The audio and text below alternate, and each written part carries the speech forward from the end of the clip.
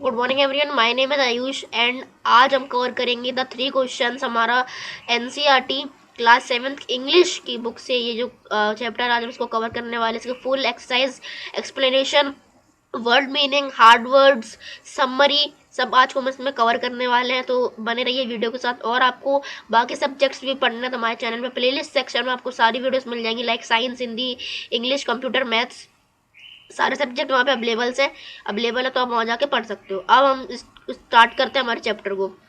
तो अब यहाँ पे क्या दिया हुआ है, इंपॉर्टेंट वर्ड मीनिंग्स। यहाँ पे कुछ इंपॉर्टेंट वर्ड मीनिंग्स हैं, देखते हैं उनको देखते हैं कौन सी वर्ड मीनिंग्स हैं।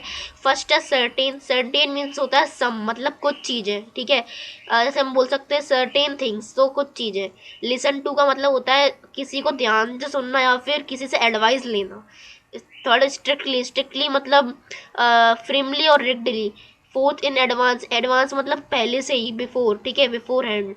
जैसे काफ़ी लोग आपने सुना होगा कि एडवांस दे दो तो वो काम जल्दी कर देते हैं, तो वो एडवांस मतलब पहले ही कुछ पैसे वगैरह वो दे देना। अवॉइड, ऐसी ऐसी कोई चीज़ जो हमें पसंद नहीं है तो उसको हम अपन से दूर रखना चाहते हैं तो वो अवॉइड है। Council a body of adviser, मतलब एक एडवाइज़र का ग्रुप, वो कौंसिल है। अर्जेंट मतलब नीडली क्विकली एक्शन, मतलब ऐसा कोई अर्जेंट वर्क है जो कि अभी जरूरी, बहुत जरूरी है, ठीक है। Hermit. Hermit a person who live alone in a forest, ठीक है, ऐसा एक पर्सन जो कि फॉरेस्ट में अलोन, अकेला रहता है। Body guard mean security guard. Greeted मतलब मीट, मतलब मिलना। अफेयर्स मतलब मैटर्स। स्पेड मतलब अर्थ, जैसे अर्थ है तो उसकी अर्थ की जमीन है उसको खोदना, वो स्पेड होगा। स्ट्रेचिंग आउट मतलब बाहर फेंकना या फिर बाहर रखना। स्ट्रक मतलब फंसना, फिक्स्ड, यहाँ पे फिक्स्ड बोला गया है और इसी को हम बोलते हैं फंसना। अब यहाँ स्टोरी है, अब स्टोरी हम पढ़ते हैं। तो यहाँ पे स्टोरी में क्या दिया हुआ है, the thought came to a certain king that he would never fail if he knew three things. काफ़ी राजाओं के मन में एक सवाल आया कि अगर वो ये 3 चीज़ें जानते होंगे तो वो कभी फेल नहीं होंगे। क्या क्या 3 चीज़ें थी? These three things were, what is right time to begin something, मतलब कोई काम शुरू करने का सबसे अच्छा टाइम क्या होता है। Which people should he listen to, मतलब कौन से पर्सन को उनको उसकी एडवाइस मानना चाहिए, कौन से पीपल को सुनना चाहिए उसे। What is the most important thing to do, सबसे इम्पोर्टेंट थिंग क्या है करने के लिए, ठीक है। The king therefore send messengers throughout his kingdom, इसी की वजह से जो किंग था उसने मैसेंजर्स को बाहर भेजा और उनसे यह क्वेश्चन पूछने के लिए बोला जो बाकी लोग थे। Many wise man came to the king, काफ़ी वाइज मैन जो है किंगडम में आए किंग के पास, but they all answered this question differently. मैंने बोला स्टार्टिंग में कि वो सब ने जो आंसर है वो डिफरेंट दिया, जिससे किंग सेटिस्फाइड नहीं था। फिर क्या हुआ, in reply to the first question, कुछ कुछ लोगों ने क्या रिप्लाई दिया फर्स्ट क्वेश्चन में, some said king must prepare a time table and follow it strictly. कुछ लोगों ने बोला कि किंग को जो है टाइम टेबल बनाना चाहिए और उसको फॉलो करना चाहिए स्ट्रिक्टली, ठीक है। हमारा स्टार्टिंग में वर्ड मीनिंग है strictly. Only in this way they said could he do everything at it proper time, तो यही जो वो लोग थे उन्होंने बोला यही सही तरीका है कि जो किंग है वो सारे काम प्रॉपर टाइम पे कर पाएगा विद अ टाइम टेबल, ठीक है। Others said that it was impossible to decide in advance the right time for doing something. काफ़ी लोगों ने ये भी बोला कि ये बहुत डिफिकल्ट है कि डिसाइड करना पहले से ही कि फ्यूचर में क्या होने वाला और क्या राइट टाइम होगा उस काम को करने के लिए। The king should notice all, the king should notice all that was going on, avoid foolish pleasures and, मतलब किंग सब कुछ नोटिस कर रहा था बट उसको ये कुछ भी समझ में नहीं आ रहा, उसके मतलब माइंड से बाहर जा रहा था और उसको लग रहा था कि ये कुछ अलग ही आंसर्स हैं, वो उसके माइंड में फिट नहीं हो रहे थे। तो फिर क्या हुआ, then always do whatever seemed necessary, 1 minute, yes, always do whatever seemed necessary at that time. Yet others said that king needed a council of wise men who would help him act at the proper time. काफी लोगों ने ये भी बोला कि king को council का group चाहिए होगा जिससे वो लोग बताएंगे कि किंग को प्रॉपर टाइम पे एक्ट किस टाइम पे करना है, ठीक है, प्रॉपर टाइम पे वो एक्ट कर सके।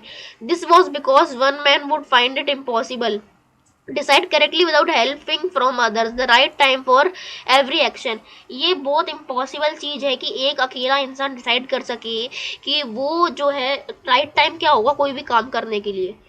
But then other said that there were some thing which could not be urgent. But काफ़ी लोगों ने बोला कि कुछ कुछ चीज़ें होती जो कि इतनी अर्जेंट नहीं होती हैं, this things could not wait for the decision of council. और इन चीज़ों के लिए जो अर्जेंट नहीं है, इन चीज़ों के लिए काउंसिल का वेट करना मतलब टाइम की बर्बादी होगी, ठीक है। In order to decide the right time for doing something it is necessary to look into the future। कुछ लोग बोल रहे थे कि अगर आपको फ्यूचर में, अगर आपको सही टाइम डिसाइड करना कोई भी काम करने के लिए, तो आपको फ्यूचर में देखना पड़ेगा, और वो सिर्फ मैजिशियन ही कर सकते हैं, है ना। And only magician can do that, the king therefore would have to go through magicians. और लोग बोल रहे हैं कि वो मैजिशियन ही कर सकता है, इसलिए किंग को मैजिशियन के पास जाना चाहिए। In their answer to the second question, अब सेकंड क्वेश्चन की बारी आई तो कुछ लोगों ने आंसर किया कि some said that people must some said that the people most necessary to king were his counselors, others said the priest, a few others choose the doctors। ठीक है, काफ़ी लोगों ने कहा कि अगर किंग का मतलब ऐसा क्वेश्चन है कि उसको किसकी बात माननी चाहिए ज़्यादा, किसकी एडवाइस लेना चाहिए, तो काफ़ी लोगों ने आंसर दिया कि उसको काउंसलर की एडवाइस लेनी चाहिए, काफ़ी लोगों ने आंसर दिया कि उसकी प्रीस्ट की एडवाइस लेनी चाहिए, काफ़ी ने कहा कि उसको डॉक्टर की एडवाइस लेनी चाहिए। एंड एट अदर सेड उसको जो है सोल्जर्स जो होते हैं आर्मी वगैरह के सोल्जर्स जो होते हैं उनकी एडवाइस लेनी चाहिए। अब आया थर्ड क्वेश्चन के बारे। थर्ड क्वेश्चन का काफ़ी लोगों ने आंसर दिया कि science, some said science, other choose fighting and at other choose religion worship. अब उसका क्वेश्चन था कि सबसे इंपॉर्टेंट काम क्या होगा, तो काफ़ी लोगों का जवाब था कि साइंस होगा, काफ़ी लोगों का जवाब था फाइटिंग था, काफ़ी लोगों का जवाब था कि रिलीजियस वर्शिप मतलब पूजा, ठीक है। As the answer to this question were so differently, the king was not satisfied and gave no report। तो जो ये आंसर्स थे इनसे किंग जो है सेटिस्फाइड नहीं था, मतलब उसको खुश नहीं था, वो एक तरीके से उसको उसके माइंड में फिट नहीं हो रहे थे और वो सेटिस्फाइड नहीं था, इसीलिए जो किंग था उसने कोई भी रिवॉर्ड नहीं दिए, किसी को भी कोई भी रिवॉर्ड नहीं दिया। Instead he decided to seek the advice of certain,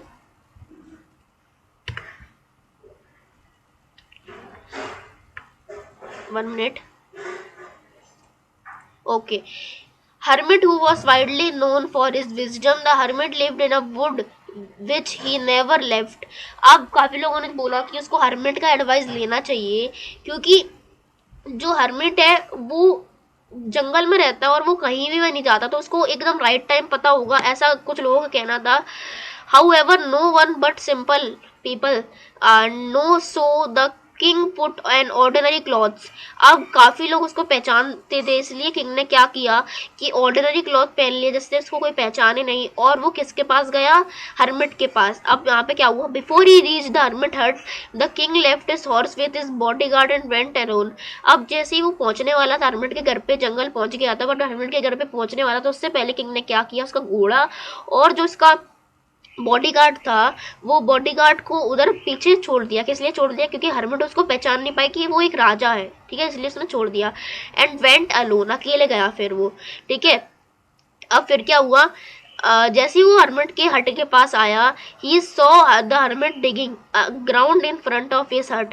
अब उसने क्या देखा, हर्मिट जो है जो घर था उसका हर्मिट का, उसके आगे गड्ढा खोद रहा है ग्राउंड में। क्यों खोद रहा था, ही greeted the king and continued digging. अब उसने क्या किया, जो हर्मिट था हर्मिट ने किंग से मतलब गुड मॉर्निंग या फिर गुड आफ्टरनून ग्रीट किया, उससे कुछ भी, और वो कंटिन्यू करना, उसने डिगिंग जो खोदना उसने कंटिन्यू किया। The hermit was old and weak and he was worried, he breathed heavily।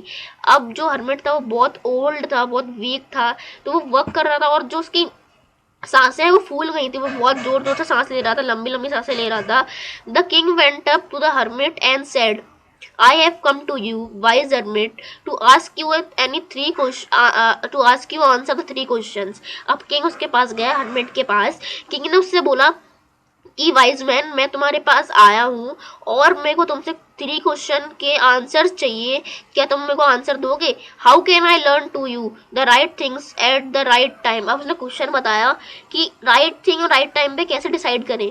Who are the people I need most, उसने क्वेश्चन पूछा कि सबसे ज़्यादा पीपल कौन से जिनको जो मुझे ज़रूरत है जिनकी, and what affairs are the most important, कौन से अफेयर्स हैं जो कि मुझे बहुत ज़रूरी है। ऐसा उसने अपने 3 जो क्वेश्चन थे उसने बता दिए किसको, हर्मिट को। The hermit listen to the king but did not speak, hermit ने जो है किंग को सुना बट उसने कुछ बोला नहीं। ही वेंट ऑन डिगिंग, उसने डिगिंग चालू रखी, खोदना चालू रखा। You are tired said the king, let me take the spade and work in your place. अब किंग ने क्या बोला कि क्या तुम थके हुए हो, हर्मिट से बोला क्या तुम थके हुए हो, तुम रेस्ट करो और मैं तुम्हारी जगह मैं थोड़ा सा काम कर देता हूँ, तुम्हारी हेल्प कर देता हूँ। अब क्या बोलता है जो hermit, thanks said hermit giving the king his spade then he set down on the ground. फिर हर्मिट ने जो है अपनी जो वो थी एक्स जो कुल्हाड़ी थी उसको दिया और फिर उससे बोला, और जो फिर वो है बैठ गया अब रेस्ट करने के लिए। फिर क्या हुआ, फिर when the king had dug 2 beds he stopped and related his question। अब जैसे उसने दो मतलब थोड़ा सा डगा, 2 बेड्स मतलब जो थोड़े थोड़े जैसे अपना प्लांट होता है ना, प्लांट के ऊपर छोटे छोटे वो होते हैं, क्या बोलते हैं, बेड्स होते हैं, वहाँ से जो न्यू लीव्स वगैरह है वो ग्रो करती है। ठीक है, तो उसने थोड़ा सा डगा यहाँ पे, थोड़ा सा डगा उसने, थोड़ा 2 बेड डगी। Then the hermit gave no answer. फिर उसने क्या किया, जो किंग था उसने अपने क्वेश्चन को दोबारा रिपीट किया और उससे पूछा कि इनकी आंसर बताओ। फिर हर्मिट ने कोई भी जवाब नहीं दिया। ठीक है, but stood up stitching out sand. फिर वो खड़ा हुआ और उसके हाथ स्टीच किए, आलस लिया, and for the speed and said. फिर उसने क्या किया, now you rest and let me work. फिर उसने किंग से बोला अब तुम रेस्ट करो मैं वर्क करता हूँ। But the king did not give him the spade and continue to dig. But जो किंग था उसने स्पेड उसको नहीं दी और वो कंटिन्यू कर रहा है। अब यहाँ पे स्पेड का मतलब क्या है, एक टूल है जिससे हम अर्थ या फिर जो वो होता है जमीन उसको खोदते हैं। 1 आवर पास, 1 घंटा निकल गया। Then another the sun went down behind the trees and at last the king stuck the spade into the ground and said। काफी टाइम बाद जब सन छिप गया पेड़ों के पीछे, फिर किंग ने क्या किया, जो स्पेड थी उसको ग्राउंड में एकदम से स्टक कर दिया, मतलब गाड़ दिया। और फिर बोला वो किससे, हर्मिट से, I came to you wise man for I answer to my questions. अब वो बोलता है कि मैं तुम्हारे पास अपने आंसर्स के लिए आया था। If you give me no answer tell me so and I will return you. अब किंग ने क्या बोला, अगर तुम आंसर नहीं दे पा रहे हो तो मैं मेरे से बोलो और मैं वापस घर चला जाऊंगा। Here come someone running said the hermit. अब जो है here come someone running said the hermit. अब हर्मिट ने क्या बोला, कोई दौड़ता हुआ आ रहा है। He the king turn around and saw a bearded man. अब एक किंग एकदम से पीछे को टर्न हुआ और उसने देखा कि बियर्डेड मैन है जो कि रनिंग दौड़ता हुआ आ रहा है किसकी तरफ, किंग की तरफ। ठीक है, अब वो बियर्डेड मैन जो था, बियर्डेड मतलब जिसकी दाढ़ी मूछ वगैरह हो, बियर्डेड मैन। ठीक है, his hand were pressed against his stomach and with which blood was flowing. तो उसके जो हाथ थे वो अपने हाथ से अपने पेट को थोड़ा प्रेस कर रहा था और उसके जो वो था स्टोमच, पेट था उसके, उससे खून निकल रहा था। When he reached the king, he fainted, fell down ground. The king and the hermit removed the man's clothing and found a large wound in his stomach. तो जब वो था जमीन पे गिर पड़ा और ग्राउंड पे गिर पड़ा, तो किंग और हर्मिट ने उसकी जो क्लॉथिंग थी उसके कपड़े निकाले और देखा कि उसके जो स्टोमच है उसके पेट पे काफ़ी बड़ा घाव है। The king washed and cover it with handkerchief. King ने उस घाव को धोया और अपने हैंकरचीफ से, मतलब हमारे अपने रुमाल से कवर कर दिया। But the blood wouldn't not stop flowing. मतलब जो ब्लीडिंग हो रही थी, जब ब्लड जो फ्लो हो रहा था वो स्टॉप नहीं हुआ और वो कंटिन्यूस फ्लो होता गया। The king redressed the wound until at last the bleeding stopped. King ने क्या किया, किंग जो है ब्लीडिंग साफ करता रहा जब तक वो जो है ब्लड निकलना बंद नहीं हुआ। The man felt better and asked for something to drink. जब मैन थोड़ा ठीक हो गया, उसको अच्छा लगने लगा, तो किंग ने उससे बोला कि तुम क्या पियोगे। ठीक है, the king brought fresh water and gave it to him. By this time the sun had set and the air was cool. अब उसने जो किंग ने उसको पानी दिया लाकर, और अब क्या हो रहा था, जो सन था वो सेट हो चुका था और ठंडी ठंडी हवा चल रही थी। The king The king with the hermit helps carried the wounded man into the hut and laid him on the bed. जो wounded man था जिसकी चोट लगी थी उसको hermit और किसने hermit और जो king था उसने अंदर ले आया हट के अंदर hermit के हट के अंदर उसको बेड पे लिटा दिया. The man closed his eyes and lay quiet. जो man था wounded man वो closely अपने आंखों को उसने बंद किया और शांति से लेट गया. The king tried by his walking and work has done lay down on the floor and sleep through the night. अब द किंग जो था वो भी थक गया था और वो मतलब walk and the work done he done जो काम कर रहा था वो जो जमीन टिक कर रहा था उससे थक गया था और वो फ्लोर पे बैठ गया या फिर लेट गया और वो उसने मतलब जो स्लेप्ट थ्रू द नाइट वो पूरी रात वहाँ पे सोया. When he awoke he was several minute before he could remember where he was और who the strange bearded man lying on the bed. अब जो सवेरे उठा जब सुबह उठा तो वो भूल चुका था कि वो कहाँ पे है और जो बेड पे जो इंसान है जो bearded man है वो कौन है.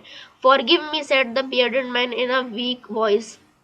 जब वो जो bearded man था वो उठा फिर उसने क्या बोला इन bearded man in a weak voice मतलब बहुत हल्की आवाज में उसने किससे बोला हल्की आवाज में बोला forgive me मतलब मुझे माफ कर दो.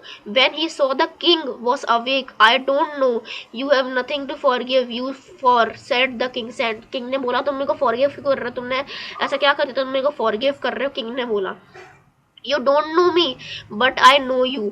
अब जो वो है bearded man बोलता कि तुम मेरे को नहीं जानते किंग बट जो था वो किंग को कौन जानता था bearded man किंग को जानता था. I am the dread enemy of yours who swore revenge on you because you put my brother to death and seized my property. अब जो है वो क्या बोलते हैं जो bearded man था उसने बताया कि मैं तुम्हारा एनिमी हूँ और मैं तुमसे बदला लेना चाहता था क्योंकि तुमने मेरे भाई को मार दिया था और उसकी प्रॉपर्टी जो थी वो ले ली थी. I knew you had gone alone and see that hermit and I made up my mind to kill you. और जब मैंने तुम्हें जाते हुए देखा हर्मिट के पास तो मैंने अपना मन बना लिया था कि मैं तुमको वहीं पे मार दूंगा ऑन यू वे होम जब तुम वापस जा रहे होगे अपने घर के रास्ते. But the day pass and you did not return. वो पूरा दिन निकल गया और तुम वापस नहीं आए. So I felt me and my hiding places and I came upon your body guard. अब फिर क्या हुआ वो जो है एक जगह छिप गया and I came upon your body guard who recognised me and wounded me. और फिर जो आप तुम्हारा बॉडी गार्ड था फिर जो तुम्हारा बॉडी गार्ड था उसने मेरे को देख लिया और उसने मेरे को इंजर्ड कर दिया वाउंड कर दिया. ठीक है फिर क्या बोलता है ये I escaped from him but I should have died if you not dressed my wound. फिर वो बोलता है bearded man कि मैं वहां से तो बच गया अगर तुम मेरा बाउंड नहीं करते मेरी जो पट्टी वगैरह नहीं करते तो मैं शायद अभी नहीं होता. I wished to kill you मेरा मन था तुम्हें मारने का. You have saved my life but तुमने मेरी लाइफ जो है सेव कर ली. Now if I live I will serve you as a most faithful servant and will order my son to do the same. अगर मैं अभी जिंदा रहा और मैं तुम्हारे साथ रहा तो मैं एक तुम्हारा सर्वेंट बनकर रहूंगा और अपने जो मेरा बेटा है जो वाउंडेड मैन का बेटा है उसको भी सेम चीज बोलूंगा. अब फॉरगिव मी जो बियर्डेड मैन था बोलता है फॉरगिव मी मतलब मैं माफी मांगता हूँ. The king was very happy to have made peace with his enemy so easily and have to born him over a friend. अब उसने जो किंग था वो भी खुश था कि उसका जो एनिमी है उसका फ्रेंड बन चुका है. He not only forgave him but said he would send his servants and his own doctors. अब उसने उसको माफ ही नहीं किया बल्कि उसके साथ साथ उसने उसके सर्वेंट्स और उसके डॉक्टर्स को भी भेजा किसके पास bearded man के पास उसके देखभाल करने के लिए. ठीक है and he promised to give back the man his properties. जो उस किंग ने प्रॉपर्टी सीज कर ली थी उसके भाई की उसने वापस करने का प्रॉमिस किया. Leaving the wounded man the king went out of the hut and looked around the hermit. अब जब वो किंग बाहर निकला घर से हट से तो उसने हर्मिट को देखा. Before going away he wished once more to get the answer is question. अब वो जाने से पहले उसके आंसर्स का क्वेश्चन जो आंसर थे उसके सॉरी जो क्वेश्चन थे उसके आंसर्स उसको पता करना चाहता था. बट जो हर्मिट था the hermit was on his knees sowing seeds in the beds and had been dug the day before. The king went up the hermit and said. अब जो hermit था वो अपने नीस के मतलब पैरों के भर जो है घुटनों के भर वो सीड वहाँ पे डाल रहा था. उसने कल खुदाई की थी बेड के अंदर और डाल रहा था। तो the king went up to hermit and said for the last time, उसने जब किंग ने लास्ट टाइम बोला, I beg you to answer my question wise man. अब उसने बोला मैं तुमसे मतलब बैग मतलब मैं तुमसे लास्ट बार भीख मांगता हूँ कि तुम मेरे आंसर्स दे दो, जो मेरे क्वेश्चंस थे वाइस मैन जो हर्मिट था उससे। ठीक है, अब फिर क्या हुआ, you have already been answered. जो वाइस मैन बोलता है कि तुम्हें पहले से ही आंसर मिल चुके हैं। Said the hermit till bending down to the ground and looking up at the king as he stood before him. अब उसने यही बोला, खड़े होने से पहले वो खड़ा ही हो रहा था, तो उसने ये बोला कि तुम्हारे सारे आंसर तुम्हें मिल चुके हैं। How have I been answered, king ने बोला कि मुझे आंसर्स कैसे मिल चुके हैं, तुम्हारा क्या मतलब है। Do you not see, replied the hermit. Hermit ने रिप्लाई किया, if you had not pitied my weakness yesterday and had not dug these beds for me, you would have gone away. Then that man would have attacked you, and you would have wished you had stayed me. अब वो क्या बोलता है, अगर तुम मेरी help नहीं करते कल, यहाँ पे आते नहीं, तो जो मतलब तुम रात तक मेरे पास रुकते नहीं, तो जो वो बियर्डेड मैन था वो तुम्हें मार देता, और तुम मेरे साथ रहे इसलिए तुम बच गए हो अभी। ठीक है, विस्ड यू हैड स्टे मी, और यही विस्ड है कि तुम मेरे साथ रहे इसलिए तुम मेरे साथ बच गए हो। So the most important time when you were digging the beds. अब पहले क्वेश्चन का आंसर मिल चुका है कि यही सबसे इंपॉर्टेंट टाइम है, यही सबसे इम्पोर्टेंट। तो यहाँ पे उसका पहला आंसर मिल चुका था। अब उसका सेकंड आंसर की बारी आई थी कि सेकंड उसका क्वेश्चन क्या था कि wounded he would died without having the peace, so he was the most important man. अब अगर वो पर्सन जो था, अगर तुम उसको हेल्प नहीं करते तो वो मर जाता, और वही तुम्हारी अभी सबसे इम्पोर्टेंट पर्सन था। ठीक है, दूसरा आंसर मिल चुका है। And what you did for him is the most important, जो तुमने उसके लिए किया वो सबसे इम्पोर्टेंट बिजनेस था। ठीक है, remember then there is only one time that is important and it is now. अब रिमेंबर, याद रखना कि यही सबसे इम्पोर्टेंट टाइम है जो अभी चल रहा है, वो सबसे इम्पोर्टेंट टाइम है। It is the most important time because it is only time when we have power of act. मतलब ये सबसे इंपॉर्टेंट टाइम है क्योंकि इसी टाइम पे हमारे पास जो पावर होती है कोई भी एक्ट करने की। ये जो है हर्मिट ने बोला। फिर हर्मिट बोलता है the most necessary person is the person you are with a particular movement. अब सबसे इंपॉर्टेंट पर्सन आपकी लाइफ में वो है जिसके साथ आप एक अच्छे मूवमेंट, एक पर्टिकुलर मूवमेंट के साथ थे। For no one knows what will happen in future, and whether we will meet anyone else. The most important business is to do that person do good, because we were into this world for the purpose only alone. Okay, तो यहाँ पे hermit ने उसको तीनों answers दे दिए थे और उसने अच्छे से उसका एक्सप्लेन कर दिया। और ये स्टोरी जो लिखी थी वो लिखी थी लियो टॉलस्टॉय ने जो है स्टोरी लिखी थी, और ये उन्होंने रिटोल्ड करी है, मतलब इन्होंने लिखी नहीं है बट इन्होंने रिटोल्ड करी है, इसको थोड़े चेंजेस किए हैं। ठीक है, आई होप आपको वीडियो पसंद आई होगी। अगर वीडियो पसंद आए तो लाइक कर देना, और अगर आपको एक्सप्लेनेशन में कोई भी डाउट था तो प्लीज़ कमेंट डाउन, और उसके ऊपर अलग से मैं वीडियो बना दूंगा, आपको समझा दूंगा। और जो हमारी वर्ड मीनिंग्स थी, वर्ड मीनिंग्स इस चैप्टर की ही थी, उसमें से हमने निकाली थी। सो आपको इसकी चैप्टर 2 जो है वो आपको मिल जाएगा 1-2 दिन में। आप हमारे प्लेलिस्ट वाले सेक्शन में आप जाकर देख सकते हो। Science, Hindi, English, maths, computer, ये सारे सब्जेक्ट आपको अवेलेबल है हमारे प्लेलिस्ट सेक्शन में। ओनली क्लास 7th ही नहीं, class 6th class 5th class 4th भी हमारे जो है चैनल पे अवेलेबल है। तो आई होप आपको ये एक्सप्लेनेशन अच्छी लगी होगी। Thanks for watching and bye bye.